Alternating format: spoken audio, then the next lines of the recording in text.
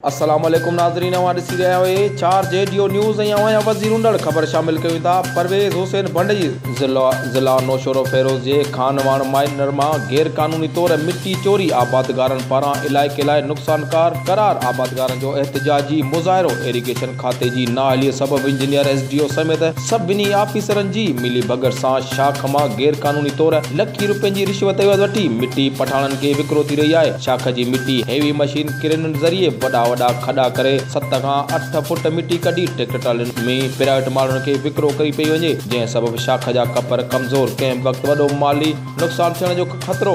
आबादगार परेशान। तफ़सील मूजिबि ज़िला नौशरो फिरोज़ जे खानवाण माइनर मां खाटी करण जे बहाने सां ऑफिसरनि जी मिली भगत सबबि रिश्वत एवज़ गैर क़ानूनी तौर मिट्टी चोरी करे विकिरो करण ख़िलाफ़ आबादगारनि सैयद गोस अली शाह, अनीस रहमान कुंदर, अलादा सैतो, मोहम्मद सचल कलोड़ो जी अॻुवाणी में एहतिजाजी मुज़ाहिरो करे प्रेस क्लब खानवाण जे सहाफ़ियुनि खे दाईंदे ॿुधायो त खानवाण शाख ते मुक़रर इरीगेशन अमलो इंजीनियर SDO खाटी कराए शाख जे कपरनि ते मिट्टी विझराए कपर मज़बूत करण बजाए रिश्वत एवज़ मिट्टी विकिरो करे रहिया आहिनि। मुसलसल 5 ॾींहनि खां शाख मां हेवी मशीन ज़रिए वॾा खॾा कराए शाख खे घणो गारो करण सबबि असांजे वाटर कोर्सनि में पाणी न ईंदो ऐं शाख जा कपर पिणु कमज़ोर थींदा।